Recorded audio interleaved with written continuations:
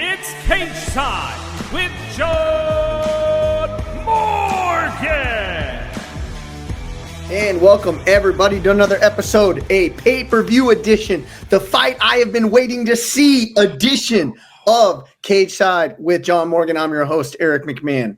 We're going to be looking back at KO of the Year candidate, Shades of Rampage, Carlos Lerone, and we are going to look forward to the juggernaut that is UFC 319 from the United Center, Chimaev, Du Plessis, main event for the middleweight championship of the world. I can't wait to get into it. I've been studying for my breakdown, but before we get to that, I'm going to bring in the man. His name is on the marquee. You can follow him on X, John Morgan _MMA. What is up, brother?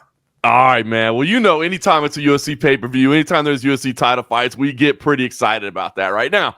We can't leave this fight night behind without talking about some great performances there, as you touched on. But I'm telling you right now, Eric, I think, and you tell me, but I feel like this is one of those fights coming up this week in Chicago that everybody is talking about. Like, this one has, I think, everyone in the industry captivated, excited, fired up. It's got big fight feels to the max. So, yes, we always get excited for a UFC pay-per-view, but if you feel a little bit more energy in our voice this week, a little bit more volume, you know why. Everybody's excited about that. And Dana White's Contender Series is back, too. So we got so much going on, man. So much going on. A lot going on.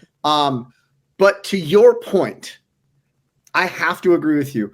I say this a lot of times is like, don't worry, it's going to pick up steam. People will start talking about it. That's been the case for 2 weeks now, right? Great. And I usually get totally jazzed up. I'm like, it's Saturday. We got big fights tonight. Now I'm getting really jazzed up looking for the night. And that's when I get like ultra excited. I get ultra excited to see Ilia Topuria, Charles Oliveira. I get ultra excited to see Ankalaev, Bahia, right? But that's usually like, it finally, when it gets closer, my excitement builds. Right. My excitement has been busting at the seams for a while with this fight. So I'm excited to get into it. I know you're excited to get into it. But let's take a look back. Just a couple days ago, the Apex Center, you were in attendance. Before we get to the KO of the Year candidate, can we talk about how damn good Fluffy looked yesterday? Unbelievable.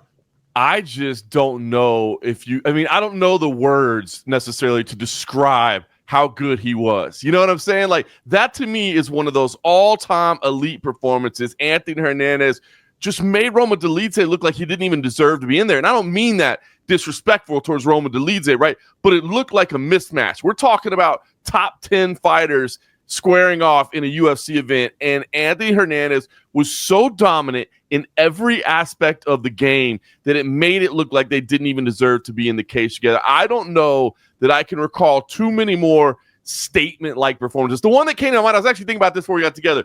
What would I compare that to? I almost think about like when Cody Garbrandt won the title. Remember how dominant he was against Dominic Cruz, and you were just like mind blown? Like, what? That's the kind of like level up this felt to be. And now you look at it, and Anthony Hernandez is on an 8-fight win streak in the UFC middleweight division, right ahead of this middleweight title fight that we're all talking about exciting. So I just don't know that circumstances, execution, and everything about it could have been any better than they were for Fluffy Anthony Hernandez. That was blown away. I'm telling you right now, looking around on press row, everybody talking to each other, blown away. Just absolutely mind blown by how good he looked. Now, like, listen, it's very easy to kind of like look and say, like, you know, Fluffy, he hasn't been at the top of the picture. Everybody says his name, but it's not in the conversation when you say his name. He's a good fighter. Do you got his record right in front of you? Do you have his fights? I have it. If you don't, just completely dominated Dolidze. I was looking at total because I'll be honest with you, I haven't updated my rankings yet. I mean, I had him number 9 in the division coming in this week, and that was number 1 type performance. That's insane.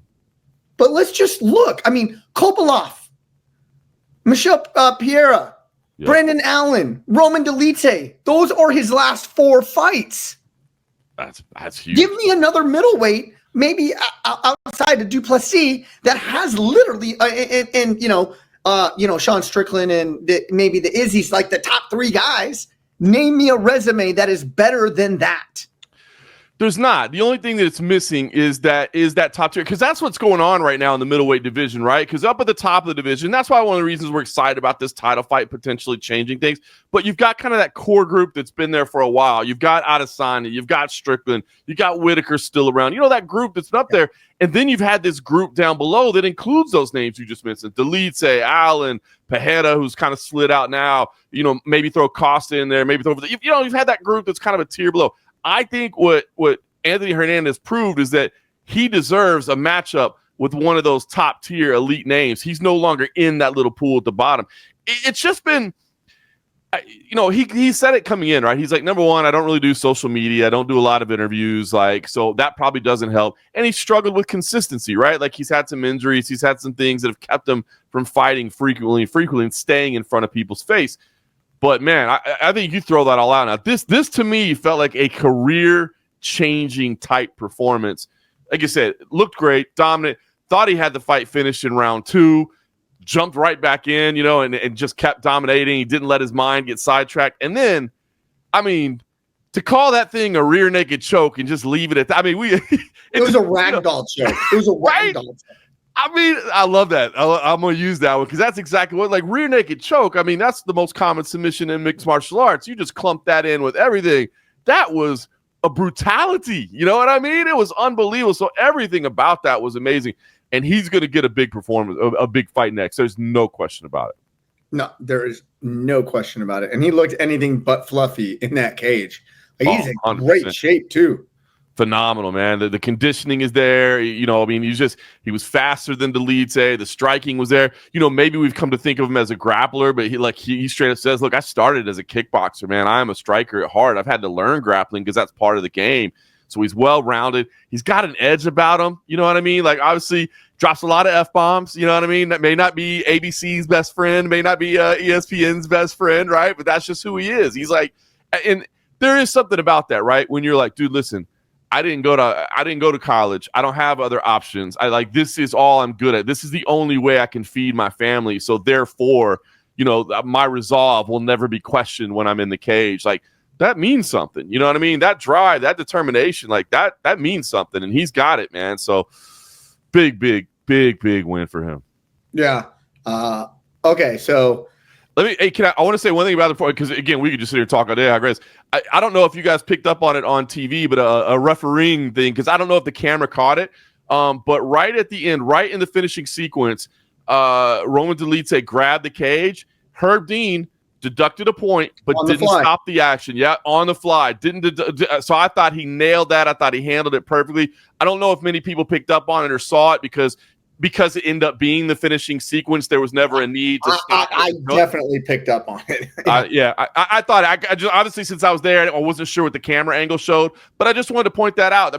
That is something that is being discussed right now, that, hey, making sure that referees understand that's possible, that you don't necessarily have to stop the action, but you still can deduct the point. So I just wanted to point out that Herb did a great job. And, just anytime, obviously, with you being a licensed official, anytime we get a chance to talk about refereeing things, I saw that and wanted to make sure everybody picked up on it. I think we're going to start seeing that more often now. That was something that really Big John, I talked to him, I don't know, 2 months ago, right? It was after my incident in the PFL where I did the right thing, but, I kind of got chastised for it. Right. And then upon further review, everybody was like, that was exactly the right thing to do. My bad. He nailed it. But then John's like, well, technically you don't, even though you're the ref, you don't control the time, because you weren't the one inflicted with the foul. So if he's ready to go, get him going and take a point on the fly.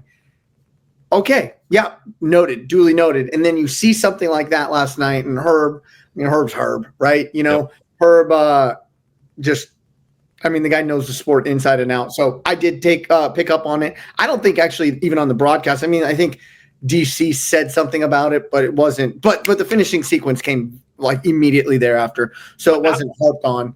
Yeah, and just how perfect is that? You know what I mean? Because that's exactly what you're trying to avoid, right? You're given a penalty. You don't want to take away the dominant position and the flow of what's happening, right? So, I mean, that's the right way to do it. So, I loved it. Just want to, I mean, like I said, Herb, sir, he doesn't need any kudos. You know, that man's a veteran of the game. That man gets cheered every time he's introduced by Bruce Buffer. He's been around, but I thought that was sharp, and that's just those good things for officials at all levels to see that and go, oh, okay, that's the proper way to handle it, man. So, great work from Herb Dean. Yep, 10-4. Now, Elijah Smith. KO of the year candidate. Yep. Shades of Verona, Rampage Jackson, Pride via 98-ish, maybe? Way back in the day. This was a highlight, man. Listen, I'm in the cage a lot of times. I can hear and I can see the impact of things. I was watching it on my television. Actually, I caught the replay. I wasn't even able to watch it live. I got a text from somebody. Did you see that? No. Should I go back and watch it? Yes. And then I went and I was like, holy smokes. But what was the impact like there in the apex? Unbelievable. I mean, that, as you said, knockout of the year candidate. You know, I could tell you the World MMA Awards nominees for this year are coming out, and it won't be on there because this is a new eligibility period. But I'm telling you, 12 months from now, when they're coming out for the next year, I mean, that's already a favorite on the list. That the impact was insane, and it was a good reminder. And I think we need these from time to time when you're watching mixed martial arts to remember exactly what's going on in there. You know what I mean? Because it was some scary moments afterwards with Toshiyama Kazama. He was out for a while, and you know from being in the Apex how intimate that setting is. And so, you know, when you have scary moments in a massive arena, there's so many people that there's still a buzz going on even when it's quiet. In there, you know, all the concern, everybody could hear a pin drop. So it was concerning, but fortunately, you got the best in the game with the Nevada State Athletic Commission, the physicians, the doctors, they got him taken care of, and he was good. But that's an all-timer highlight. Like, that's going to be on the Bob O'Reilly highlight reel. That's the end. Yeah, when the UFC comes out with their ultimate knockouts, their next volume 8, right, or whatever, that is going to be near the top of the list. That's on it because, again, I mean, you're talking, you know, immediately it brings to mind Rampage Jackson, which is a highlight that's like 20 plus years old. Like you said, that's how rare it is to have something that massive. And I think it's always, you know, number one, just to see the way it was executed was flawlessly, right? It's not only the slam, it's making sure you get your hand up exactly, and that's what adds the impact. So that's beautiful technique. Again, brutal, but that is what this sport is. Perfect technique. And then there was a lot of discussion, you know, about the legality of it. And of course, I don't have to coach you, but just for anybody that's wondering out there, right?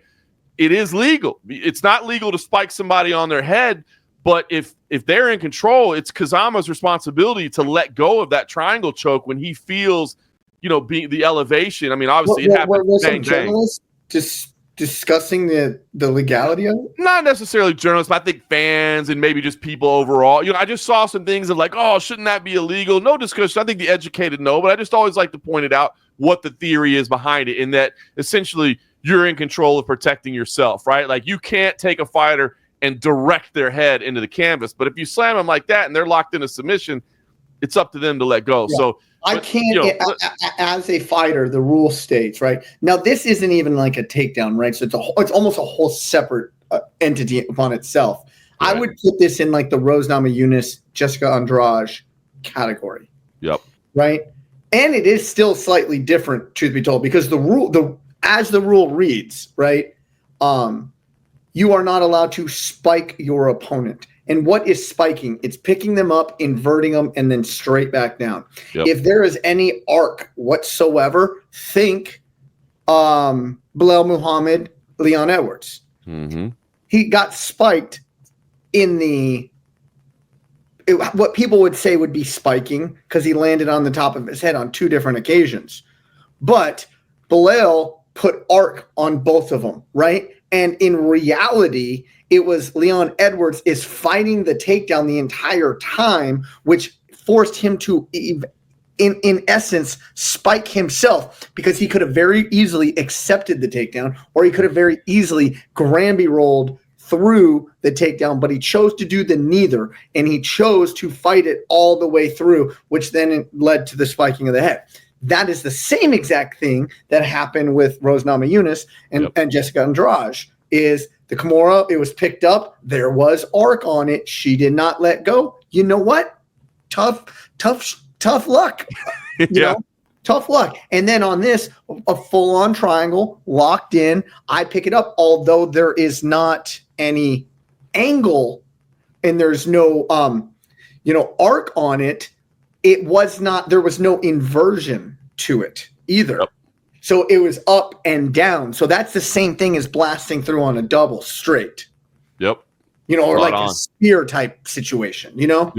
So spot on. Yeah, perfectly legal, everything about it. I just always like to point that out because I saw a couple people wondering, why that isn't. So just wanted to make sure and explain that. But man, thunderous.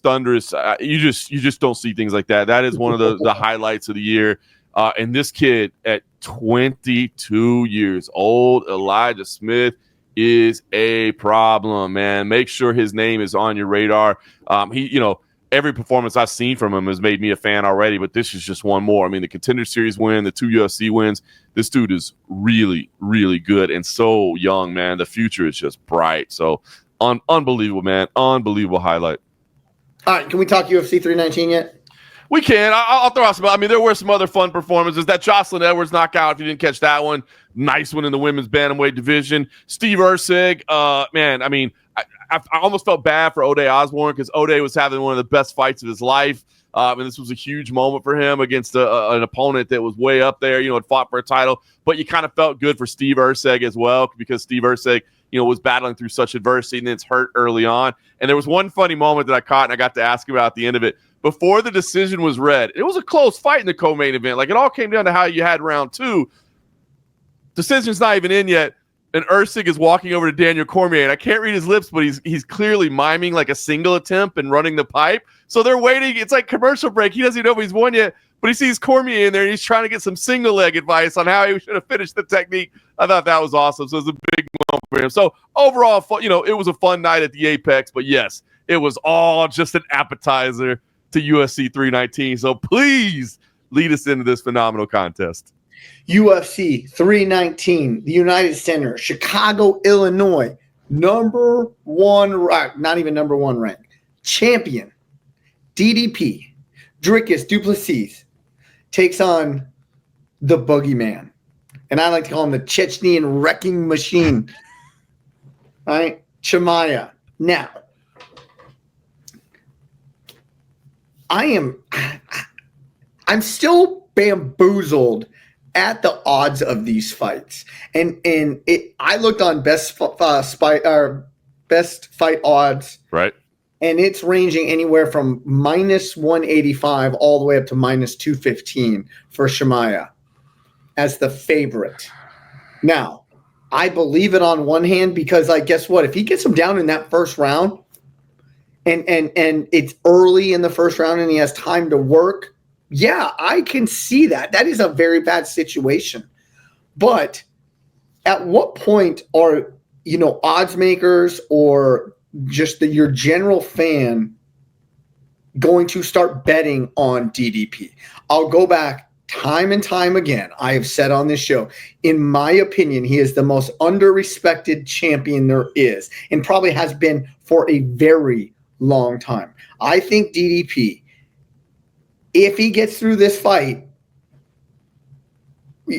there's nobody for him to a degree. You know what I mean? Now there's, you got Fluffy Hernandez, you got all the, right? But it's almost, I cleared out the whole old garb to do this. And before we get into breaking down this fight, which is a fight that, in my opinion, is very hard to break down. Yes. I'm going to give it a go.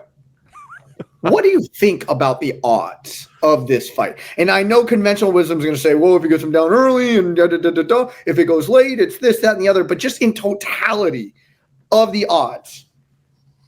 I was a little surprised to see it as well. Had they been exactly flipped, I think I would have been a little bit more comfortable with where they stand. Whereas, Dricus was a slight favorite, not a huge favorite. But I do feel like it's some disrespect to Dricus Du Plessis. Now, again, always important to point out, a betting odd is not necessarily a predictor of what's going to happen. It's to entice people to put action on it. And so for the odds maker's perspective, maybe it's the popularity of Khamzat Chimaev. Now, I know maybe the star power has waned a little bit just by the fact that he hasn't been able to stay so consistent with the health issues and all those things.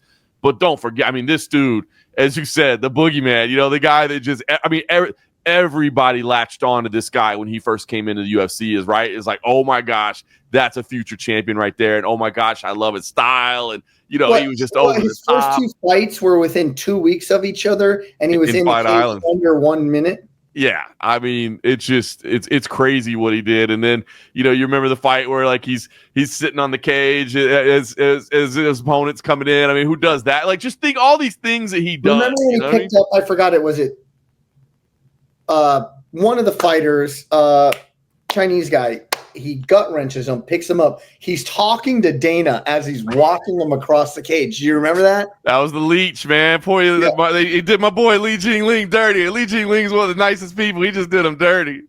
Oh, like I'll never forget that too. He's like, Dana. That's it. We haven't really seen that since like Khabib Nurmagomedov, right? The reign of Khabib, or he's at the top, talking to Michael Johnson like, you must quit. I need title shot, or he's beating up Conor McGregor and talking about, I smash your boy. I smash your boy. You know what I mean? So yeah, we haven't seen that. I mean, the ability to dominate somebody so much that you are so in control of. Again, we talk about it. You're in there. I'm on the outside of it, awfully close. The chaos that is unfolding inside the cage, because that's what it is. To be in control of the chaos, to locate your boss on the outside of the cage and make sure that you are talking to him about how good you're doing. It's unbelievable. So that's why I get back to the odd. Like, I get it. Like, maybe it's just the idea of the public sentiment and so much love around Khamzat Chimaev, but it does. I agree with you. I just feel like people don't respect Dricus Du Plessis. They keep waiting for him to lose. They want to doubt his skills. I was watching. I think there's a huge honestly, I just think there's a huge jealousy factor of a guy like Dricus.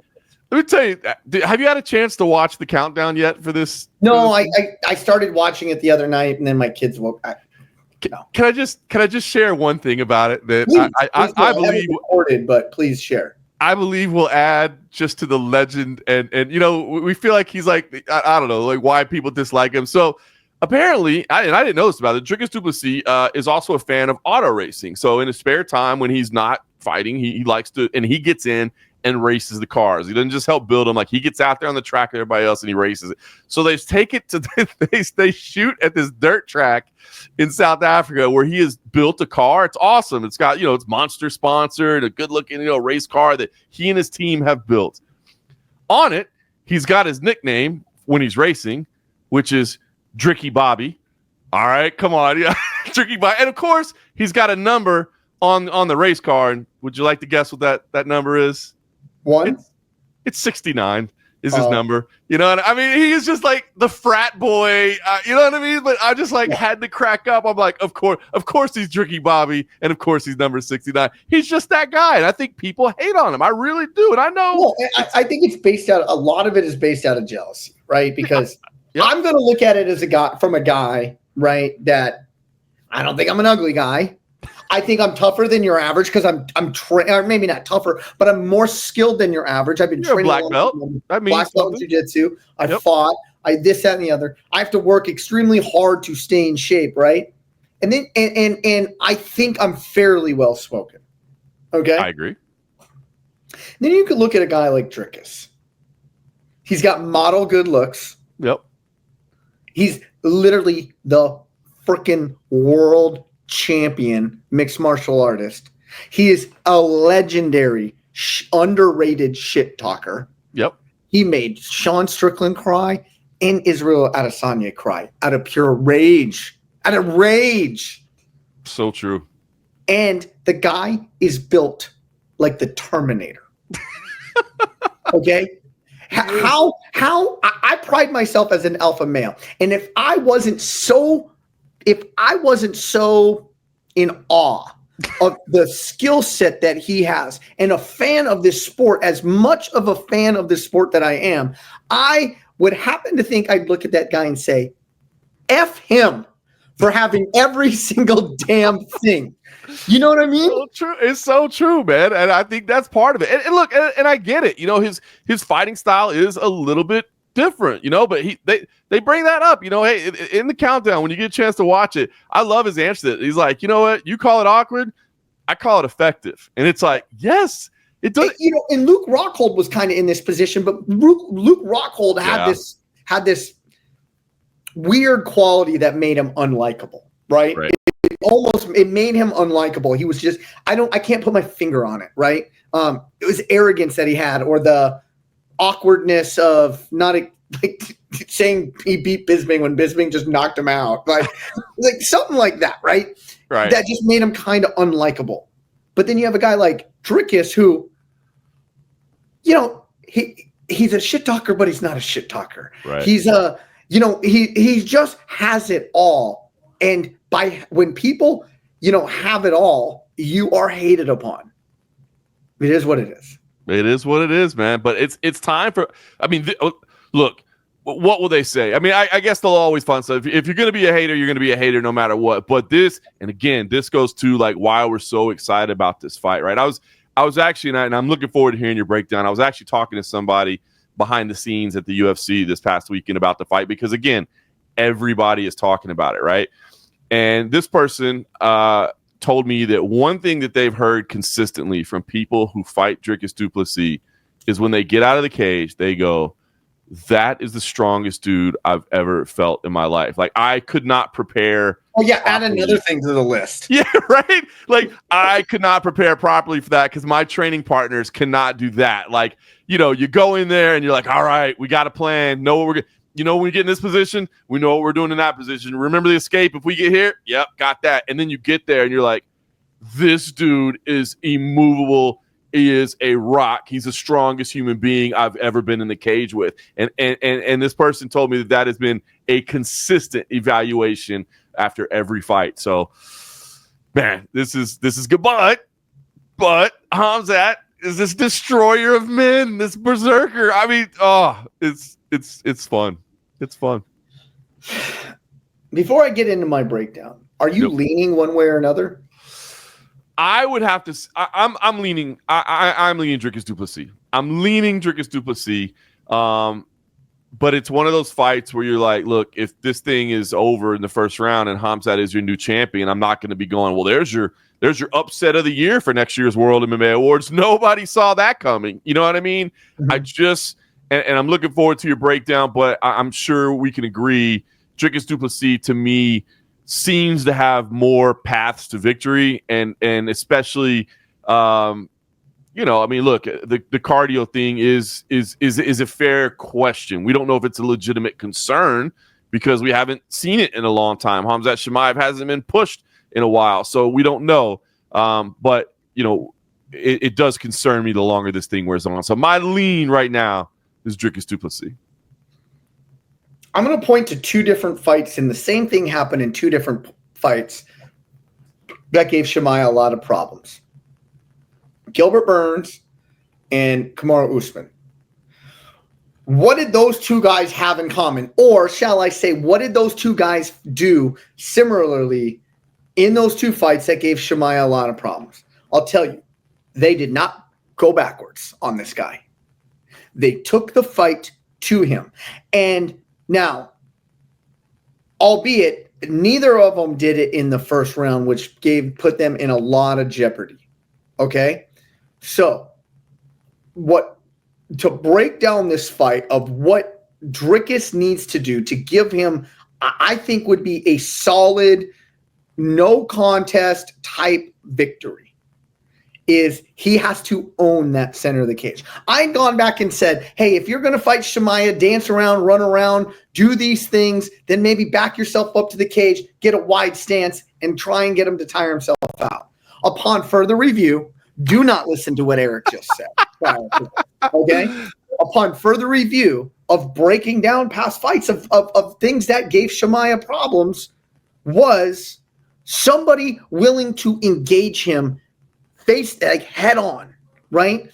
I'm going to engage you head on, and I'm going to punch you in the face very hard. And I'm going to make you start like hoping for takedowns rather than confidently going and taking these takedowns, right? And so I think if Dricus in round number 1 scurries to the center of that cage and gets a short base, hands up, and has Chimaev come at him and he does not back up, I think this could be a real simple fight for Dricus. But that's a huge if. But if he doesn't, because he is so much of a tank of a man, he is probably walking around 30 pounds bigger than both Gilbert Burns and Kamaru Usman. Yeah. He is a massive 185er, a massive middleweight. That is going to be a lot. Now, can Khamzat take him down? Yeah, he can. But let's not make it easy, right? Let's not make it easy where we're backing up or we're overextending out of fear of the takedown where we're trying to tag him. Let's hunker in our spot. Let's own the center of this cage. And then if he does come in and get the takedown, we're sprawling and we are brawling at that point. And if I believe that there's not too many people on the face of this earth that can implore a game plan like that against Chimaev, but one of them is Dricus Du Plessis. And I truly believe if he is able to do that and start it in round number 1, repeat it in round number 2, he will get a finish in round 3 or 4. Man, you lay it out very well. And it's interesting, right? Because leading into this, Dricus's coach, Morne Visser, did say, the thing is, you can't be concerned about grappling with Khamzat. Like, we welcome the grappling with Khamzat. You have to be accepting of that. Like, having a game plan of, no, I'm just going to defend the grappling and not engage in it there isn't a possibility. You're going to be brought into it. And he says, we actually want to do that. I like what you're saying about the aggression. I like what you're saying about the moving forward. The question I have is, does it concern you, especially early on, that if you're engaging in the center, obviously takedowns come a lot easier in the center of the octagon than they do against the cage because now you can no longer use that fence to your benefit as a defense, right? Does that concern you at all, or do you just feel like that? Because you're spot on about the size. I'm telling you right now, because Dricus is a light heavyweight. Dricus is a light heavyweight. Here's where I'm going to tell you why I truly believe. And that came into my equation as I'm thinking about this, right? Because obviously you don't have the cage to hold you up. You don't have the cage to help you get up when you're in the center of the cage. But you also know what you don't have. You don't have the cage impeding your ability to sprawl and brawl on somebody, right? True. And that all went into my MMA math equation when I'm breaking down this. Because listen, a lot of times why Chimaev, in my opinion, screams across the cage and is diving in on those takedowns is because his opponent doesn't have that much room to back up. And his entries are so fast and his angles cuttings are so hard that there's no room for anybody to sprawl and bang with him at that position. If you are in the center of the cage, that is a completely different. Very rarely does anybody just get the smoothest, change levels, blast double right in the middle of the cage. At this level, that is not a very, we don't see that a lot. Now, if we're looking back 10 years ago, yeah, we saw it a lot because there was the have and have nots. I can tell you, we don't see that a lot anymore. It's true. It's usually we're getting pushed up against the cage and now we're fighting for the takedown. We're doing trip takedowns. We're going from a double to a single back to a double. And then somehow he's fighting it. We're able to take the back and dragging him to the mat, right? Yep. That's the majority of these takedowns now that we're seeing in highest level mixed martial arts. We're not seeing George St. Pierre bum rushing a double right in the middle. And Chimaev, it really doesn't do it. He screams across and he's finishing those takedowns right by the cage.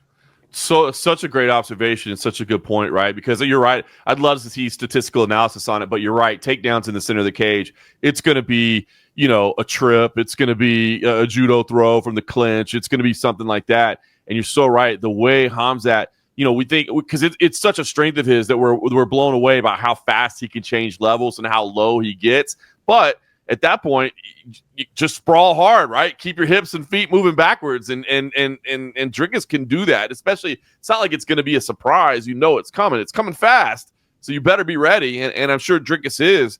But yeah, I really do like that, and I hadn't thought about that. You're so true because you do lose that ability to sprawl, right? So if I can grab your ankles, then I can make something happen. Especially the way he chains it together. I mean, Khamzat's grappling is next level. You know what I mean? It's unbelievable. Pat Downey, who's competed on CFFC BJJ a couple of times, was supposed to headline last time, has been part of his training camp. And I did interview him, and he's like, this is the best dude I've ever gone with. I mean, that's an elite level grappler his whole life. He's like, this dude is on another level. Like, it's unbelievable. Like, I love the training that we get together. So it's interesting. And it's intriguing when you look at it too, just because when you look at Dricus' history, right? I mean, first of all, the camp is solid. You know, they're obviously built around him. He's had the same coach forever. They're high level in terms of what they do. You know, it may look awkward, but it's executed perfectly. But when you're looking for similarities in opponents, it's tough, right? Because you look at his run, and it's Strickland, Adesanya, Strickland, Whitaker, Brunson, Till, Tavares. I mean, where is even you go all the way, keep going, right? Trevin Giles, Marcus Perez. I mean, that's his entire UFC run, and there's nobody with even an ounce of Khamzat Chimaev in him in that list. You know what I mean? So that's intriguing. So I like where you're coming from, and I think you're spot on with the assessment. But then the great equalizer is that Khamzat can still just chain, especially in that first 5 minutes. Now, again, as time wears on, like you said, I tend to favor. I think, like most people, if you're favoring Dricus, you're probably favoring him late. I don't think you're thinking first round knockout. You're thinking, later rounds. But those first 5 minutes, man, the electricity that's going to be in the air, and if Khamzat can get an early takedown, can get to the clinch, it gets really interesting really fast. The first 3 minutes of the first round, not necessarily for Chimaev or for Dricus, but for Chimaev, is that, like, this is going to tell me everything. If Dricus is able to take the center of the cage and is able, I don't expect him to stave off every single takedown. I don't expect that. Right. But I expect him to stave off enough early to drain that tank, to then make Chimaev maybe change up his game plan just a wee bit, because he does have to throw some strikes in there now. He does have to do some things. So if we're not on the ground in the first 3 minutes of this fight for Chimaev, I am going out on a limb right now and saying this is going to be an extremely long night for Chimaev. Yeah. But if it's down on the ground within a minute, it could be an extremely short night for Chimaev. If you're in the Chimaev camp, I mean, do you try to tell him, like, calm? I don't know if you can coach out of him who he is, right? I mean, do you say, like, this could be 5 rounds, Khamzat? Let's slow down a little bit, because I almost feel like, as wise as that may be, because it just makes sense. Like, hey, bro, be prepared. We might have to go 25 minutes tonight. That almost like takes away from who you are, right? Yeah, it almost takes away your strengths. I said last week that maybe because I don't think Dricus is he's not a one-hitter quitter. Right. He's more of a slow hammer, like stop. He's not going to stop moving forward, and he eventually wears you down and then beats the shit out of you. You know what I mean? That's kind of the fighter that he is. And I said, so it may benefit him to kind of play the dance early with Dricus, being Chimaev, play the dance with him. And the more I'm thinking about it is like, listen, his coach almost, I don't necessarily know if I agree with him, right? Saying like, well, we invite this and we invite that. Because I always say, like, I'm not worried about my opponent's strengths. I am implementing my game plan, right? I'm going to work as hard as I can to get to where I want to be. And I'm not going to stop until I get there. And, and then it's mental fortitude from there, and your cardio and blah, blah, blah, blah, blah, blah, blah, blah, blah. So why would you limit yourself if you're Chimaev and say, I'm going to prepare for fight? Now, of course, they're doing the preparation, right? Yep. But when under the lights, I am going to do what I am going to do. And the reason I am here is because I have been able to do what I do to every single opponent they have put in front of me. And I don't think Dricus is any different. So I'm not changing a single thing. On the flip side of that, same thing for Dricus. Do not engage in these grappling situations. If it gets there by not your choosing, then engage in the grappling situations. But don't just invite it. Hunker down in that center of the cage. Sprawl, brawl, bang. When you're up on the feet, charge forward. Boom, boom, boom. Right when you come up, don't overextend yourself. Make Chimaev work. And if you can do that, I truly believe it's an easy night. But I also think if Chimaev can scream across that cage and do what he's done to every single other person, I do believe it's going to be a lot harder against DDP. I think it could be an extremely short night. But with all that being said, I hate giving predictions, but I'm predicting a 3rd or 4th round finish from Dricus Du Plessis. I kind of see things the same way, and I love it. But everything you're talking about just gets me so excited because you have two men that are absolutely capable of executing their game plan and winning this and being champion of the world. They're both marketable. They're both international.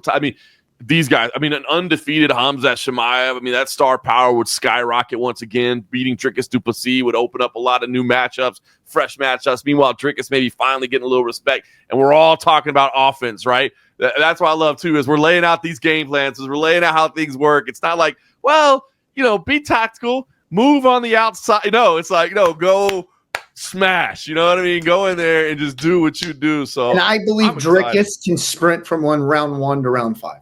Oh, I agree with that. I don't think that Chimaev can. I don't either. And Dricus has that thing, right, where he always looks tired. I know he's had some reconstruction. The resting exhaustion phase, as I call it. There you go. He's got that resting exhaustion phase. He just looks awful, but he still continues to execute even late in fights. So I absolutely believe that. Say what you – Khamzat Chimaev, they did hold an open workout in Los Angeles, Southern California. Media went out there. My buddy Ken Hathaway was out there. He filmed it all, and they were changing in fresh partners, and he was training for an awful long time but again, that's the training room. That's not an actual fight against the world champion. But for what it's worth, Khamzat was there. Can you imagine? Can you imagine if Khamzat is able to keep that pace for some reason? All the questions are answered. It's like, oh, wait, this illness was an issue, but he's well behind it now. He's beyond the issues, and he's still that guy. Because if Khamzat Chimaev is still that guy in round 2, round 3, round 4, then things start to really change in terms of – because I don't think anybody is – well, then the world is on notice if they're not on notice yet. 100%. That's it, right? If that happens – because I think all the questions that everybody has are fair. You're like, yeah, but he can't keep that pace up. We've seen it. He gets tired. We saw it. We saw it against Usman. He was fading late in round 3. Had that gone 4 and 5, that's a whole different result. That's a whole different story. And that is Usman off the couch. An Usman off the couch. So if for some reason Khamzat shows like, oh man, that was an anomaly. Like you don't understand where my health is at this level. If he's that guy in 2, 3, 4, and 5, yeah, you start getting the Hall of Fame plaque out. You know what I mean? Start going, clear some name at the top of the record books for all, start the Khabib Nurmagomedov 29-0 countdown timer. You know what I mean? Like that would be an unstoppable force. We just don't know. So there could be an announcement made, an arrival made on Saturday night at UFC 319.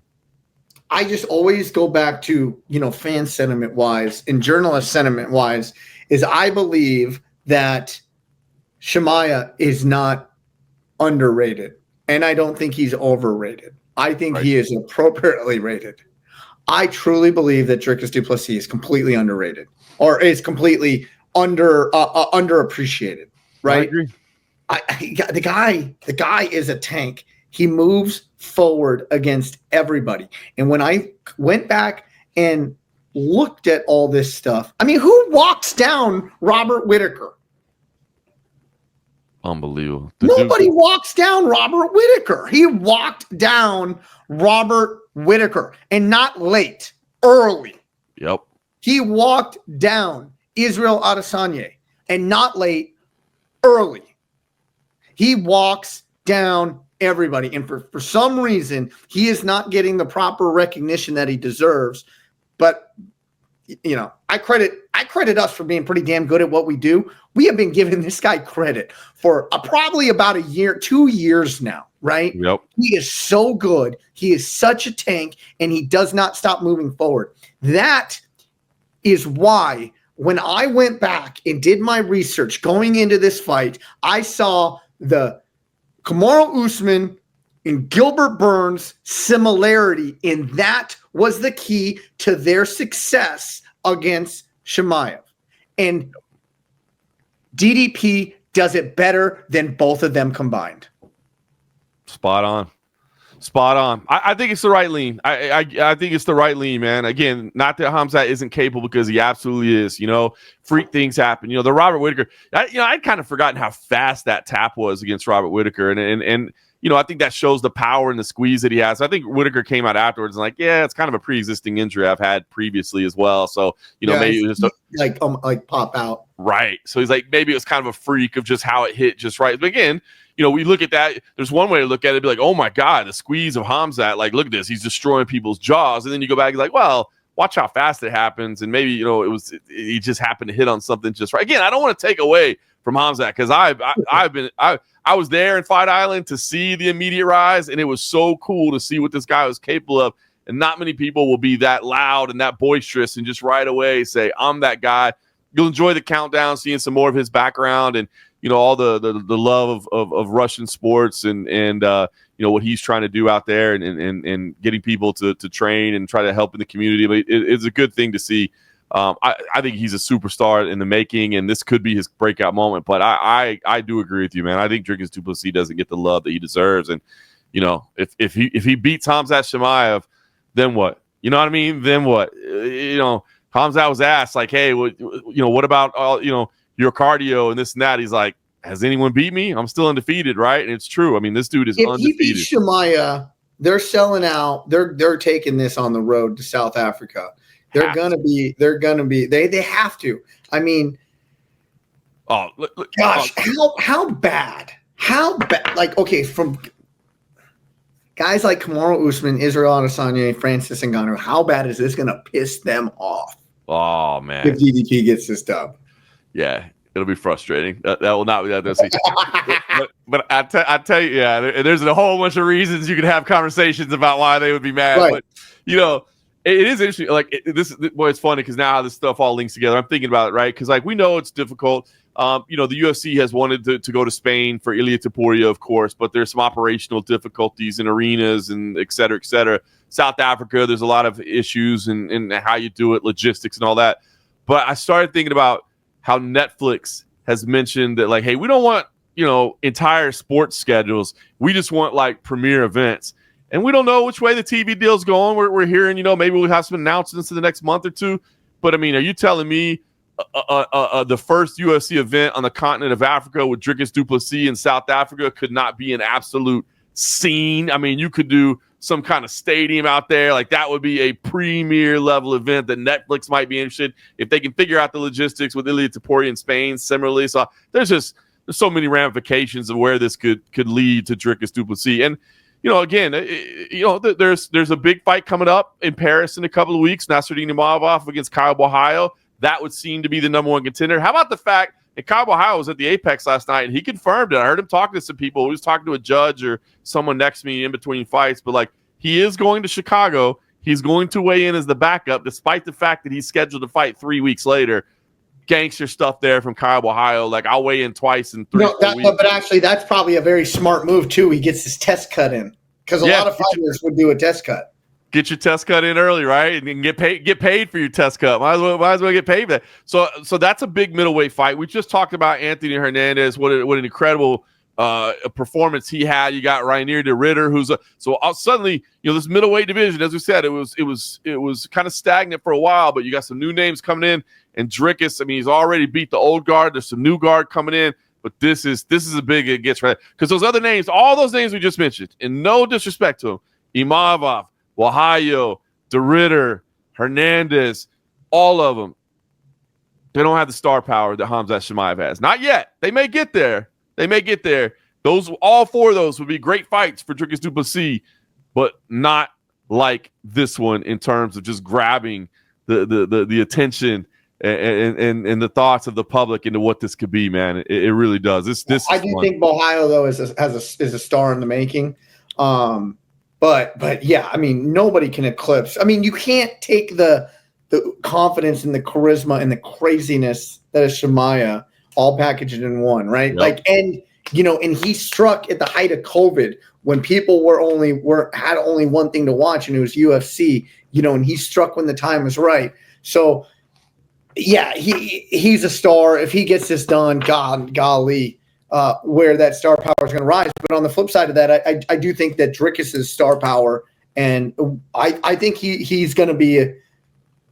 I think he's going to. The UFC is going to put into him kind of what they were putting into O'Malley, like being the star, like that face of the UFC, like they were trying to do with O'Malley prior to, his back-to-back losses. 100%, man. They will be full throttle on this one. There's no question about it. I was trying to remember too the start of Khamzat Chimaev. If I remember right, he wasn't even scheduled on the card. He was actually there on Fight Island as a cornerman for somebody else, and they needed somebody that was in the bubble already. And so Khamzat was just there as a cornerman and got that opportunity, man. And so what a cool thing. Are you kidding me? Yeah. I didn't know that. If I recall, I hope I'm not remembering that incorrectly. And I was trying to look it up and remember, but like he wasn't initially scheduled for the fight, but he was brought in as a late replacement. It happened because he was a training partner, a cornerman of somebody else who was already in Fight Island. So what a start to this rise, and it's taking a little longer than we thought to get here, but we're here now, man. This is a big moment. Now to the co-main event. Before we wrap up, I just want to talk about the co-main event. Aaron Pico, a name that a lot of people know, that has been around for a while now, but he's still super young, right? Probably entering his prime. Listen, I think Aaron Pico is the real deal. We always said, like, man, it's his time to get that shot in Bellator. He never really got it. But I am a little surprised that he is the favorite in this fight, right? I think he has always been a guy that we always have seen what could be with him, but he has never fulfilled those expectations. And he's coming in and, against Lerone Murphy, number 6 rank in the world. Aaron Pico, he's not ranked because, it's his first fight with the UFC, but, right. Pico is coming in at a fairly decent favorite. It was interesting for me to see that as well. I did not expect that. Now, I'm going to say off the top, I'm a huge Aaron Pico fan. Right. The human being as well as the fighter, man. The dude is just like as polite, respectful, as professional of a young man as you could ever expect. And it's been a hard road for him, right? Because it was a famous ESPN article. I think the headline was, "Is this the greatest prospect in the history of mixed martial arts?" You know what I mean? So it's like that's his professional debut. He gets in 30 seconds. Right? I mean, unbelievable, right? So like what a horrific start. But we understand why, right? Like this kid knew from the very beginning that he wanted to be a fighter, and he was as high level as it gets in wrestling. There was an Olympic hopeful. I mean, this dude was as high level as it gets. Great Golden Gloves boxing. I mean, this dude he's dedicated as it gets, but he's had to learn on the fly. And that was partly of his own doing. You know what I mean? He's like, he didn't want to take the traditional route. He didn't want to, start as an amateur. He didn't want to, make his way up the regionals. He started in Bellator right away, Madison Square Garden, and gets choked out in 24 seconds. And it hasn't been all smooth sailing since then as well. He's had some setbacks along the way. But can we go back to the shoulder incident, though? Oh, yeah, man. His coach is ripping his shoulder in between rounds. Savage. Just like that's not me. I'm out. I'm done at that point, right? But no, yeah. He's a savage. And this dude can fight, man. But so, gosh, I mean, you look towards now. Granted, they are two entirely different kinds of fighters. But you look at like Patchy Mix and his debut in the UFC and how high the expectations were. And man, I'm telling you right now, the UFC jitters are a real thing. Like the lights are a little bit different, man. The whole thing is, when you go to the press conference and there's more people at the press conference than there have been at any of your fights, that's a big deal. And that's not necessarily the case. He's been in some big arenas. I'm not trying to take shots and say that, he has. But I'm just saying it feels a little different. When you're in the UFC, it just does. No matter where you're coming from. The UFC is where the sport, in its modern form anyway, started. It's what everybody watched growing up. And it's great to see other organizations flourishing and doing well and giving opportunities for fighters. But when you grew up, this era was watching the UFC, and that's what they wanted to do. And so it does kind of get in your mind a little bit. Now, has everything that Pico has been through maybe prepared him for this moment more so than others, considering, again, his professional debut was Madison Square Garden? I mean, maybe so. But then you also have to add in the fact that Lerone Murphy has been here. You know what I mean? He's been around it, and he's fought the best of the best, man. He's been doing it for a while. And Ige, right? Edson Barbosa, his last 3 fights. Yeah. And he's 16-0-1. And his one was a split draw. Yep. So I'm excited for this fight as well. Seven, I believe he has 7 knockouts on his record. It's a good fight, man. It's a fun fight. 7 knockouts. Yep, 7 out of his 16 7 wins. knockouts, 9 decisions. Like, I don't think with the 9 decisions, do you think this is a guy that Aaron Pico can just like outpace? Probably. These are just great supreme athletes, both of them. Now, is the path to victory Aaron Pico's wrestling? Yes. Yeah. Yes, it is. 100%. But I would have liked to say that in all of Pico's fights. His best path to victory is his wrestling. And guess what? He doesn't use his wrestling all that much. He doesn't. He was like a guy like Justin Gaethje was a Division I wrestler and never wrestles. You know what I mean? I'm interested to see the size difference between the two of them when they line up, and the reach difference as well. The UFC hasn't done their official measurements yet. They'll do that on fight week because they haven't had Aaron Pico in yet. But I'm interested to see, I consider Lerone a bit more of a rangy type athlete than Pico. But look, don't get it wrong. Pico packs a punch, right? You know what I mean? Like, he can get it done with his hands, but you'd like to see him rely on that wrestling, especially in this. But he's also a showman and gets the entertainment value of it. So, yeah, this is a good one. I mean, if you're the type of fan that only watches UFC, and I get it, man. There's a portion of the population that doesn't watch stuff outside of the UFC. There is so much UFC, you just might not have time unless this is your main sport that you. But man, Pico is someone to be excited about. He really is somebody to be fired up about, and they're throwing him to the deep end right away. He wouldn't have it any other way. Yeah, I mean, Aaron Pico, he has taken long. I first heard about Aaron Pico. I watched a documentary on him where he was like with a Team USA going overseas competing. Oh, wow. And he was one of the featured guys in it, as an Olympic hopeful back in the day. And yeah. I never saw that. I didn't know that existed out there. Yeah, I don't know where I saw it. I think it was on Flow somewhere way back in the day on Flow Grappling. Right. Very cool. It was a Flow Grappling. Try and look that up. It was, and he's young. I mean, he's young. I think he's like 16, 17, 18 years old at the time. You know what I mean? He was a stud, savage from the beginning. Good, man. It's a good co-main. The rest of the card's fun. I mean, look, this is one of those cards. The main event is so exciting and so big that it's taking all the energy. But I mean, Jeff Neal versus Carlos Prates could be a lot of fun stylistically. The way that one's matched up. Michael Page up at middleweight. Jared Cannonier. Never saw that fight. Never even thought about that fight being a possibility. Yeah, I do not like that fight for Jared Cannonier. I'm kind of with you on that one. So we'll see how that one plays out. Unless the power, the size can do something there. We'll see. And then look, Tim Elliott and Kaya Sakura is just fun as well, man. I mean, that's just this could be a showcase fight for Asakura too. You know what I mean? Yep. I think they want to build him in. They brought him in. They gave him a title shot in his first fight when nobody knew him. He was a rising guy, and he can come in and this could be a showcase fight against a guy that will fight him. Agreed. And honestly, man, this card from top to bottom, and that's the way the UFC is doing the pay-per-views now. King Green versus Diego Ferreira, two known names there. Meerschaert and Michal Oleksiejczuk. I mean, Michal Oleksiejczuk is as vicious as it gets, but Meerschaert, man, that dude is never out of a fight. Jessica Andrade versus Lupi Godinez, Chase Hooper, Alexander Hernandez, Edson Barboza, and Drakkar Klose. And it starts out with Brian Battle and certain Razaboyev. So I am really looking forward to this matchup. And yeah, Kaya Sakura is actually the biggest favorite on the card. Is he really? Wow. -3, anywhere 315, 330. I'm surprised to see that, to be honest with you. I'm surprised to see it. And I get it, man. Elliott hasn't been fighting a lot, and he's had some issues, but nobody fights like Tim Elliott, man. That dude is tough to prepare for. So excited for that.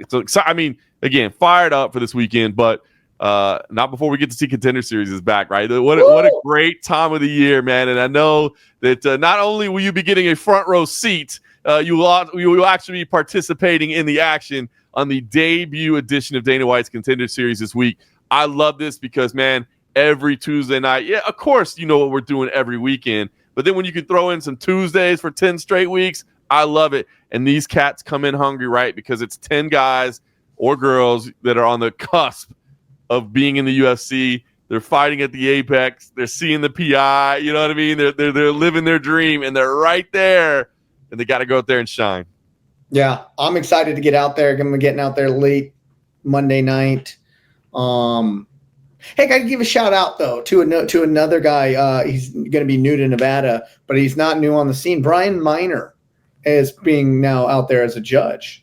Yeah, he's made it a little bit. We see him out here every now and then, man. So is he actually? Or he's working this card as well? Yeah, I know. I'm pretty tight with Brian Miner. He's just a overall super duper cool dude. Like just a cool guy. And so yeah, we've exchanged texts. I saw each other on some like assignment bout sheets, and I was awesome. Like, oh, dude, Brian Miner's gonna be out there. Coming out from the East Coast, man. He's solid as well. So that's good to see. Good to see some familiar faces in the Apex on Tuesday. It's going to be a good week, man. Again, and I just like Contender Series season, man. It just, not like I said, we get those fights on Tuesday nights. So we're not having to wait till Saturday every time. We move right into it, and you get to see these new faces that make an impact right away, right? Because it's always about, who's next, these young cats, man. It's just the athletes just keep getting better and better, man. They really do. Yep, and so we'll get a frosty beverage Tuesday night after the fights. Looking forward to it, my man.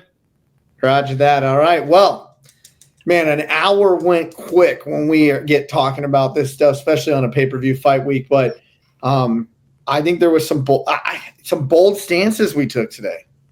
I agree, but that's why we're here. You know who to listen to. You know who's going to be all the way right or completely wrong. But either way, we put it out there. Hey, you know what? It will be the first to admit if we get it totally wrong. That's what's so good. I almost love being totally wrong more than I like being totally right. You know what I mean? Because that's when you're like, I never saw that coming. And this is the sport that does that over and over and over, where you're like, I thought I knew, and this is what I mean.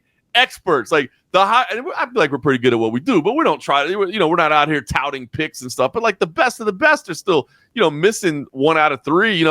65% is solid in this game. So sometimes it's more fun to be completely wrong. So we'll see how it plays out. I just got to throw this out there. I was watching, I think it was on UFC Fight Pass or something. It was, Max Holloway type special coming off of his BMF title win. Right. And it was the point down with Justin Gaethje and the knockout. And who in the hell do I see behind outside of the cage, losing every journalistic, integrity there is known to man in his blue shirt? Was that the guy that was like this? It's like, oh. Come on, you're on press row, John Morgan. You're on press row. It took me a second, man. Like, obviously on press row, we're not supposed to show emotion. We're not supposed to cheer. I mean, that's part of the job, right? That one blew my mind. So I don't know that I've ever done that on press row, and it took me a couple seconds to be like, oh wait, sit back down. And you were framed perfectly for it. Oh, that's great, man. I haven't seen that. I'll have to check that out. That's great. It's like you said, it's probably the greatest knockout of all time in UFC history, and it was just. In that situation, it's not just the clip. The sequence alone. If it was any two fighters in the world, the sequence alone would be amazing. But it wasn't any two fighters in the world. It was those two guys, and it was not a fight that was up for grabs, and then Max was just desperate to try to steal, from the clutches at the very end. It's a fight that he's comfortably ahead on the scorecards. They can easily just scamper away. And it wasn't a fight night, and it wasn't just a pay-per-view. It was UFC 300. 300. That's giving me chills right now thinking about it, man. Literally giving me chills just thinking about it. That is. I mean, I always hesitate to say something is the greatest ever, the best ever. It's like, come on, man. Are you really thinking in totality of every possible choice right now? But if you want to say to me that's the greatest knockout in UFC history, I mean, it may be not most spectacular. It might not be the most dazzling you with like what just happened or the most devastating. The beautiful spinning wheel kick from Mauricio Rufy or Edson Barbosa back in the day, or the Sharon Magomedov double spinning back fist. Like what? It's not. Maybe it wasn't not. That. Maybe not. Albeit it was spectacular, but it for the moment, it was the best knockout in the biggest moment, in my opinion, in UFC history. Hands down. We're going to end it on that. That's it. We're going to end it on that. UFC 319 United Center this Saturday night, live on pay-per-view. Check back next week. Let's see if we were right. Let's see if we were wrong. For John Morgan, I'm Eric McMahon. Enjoy the fights.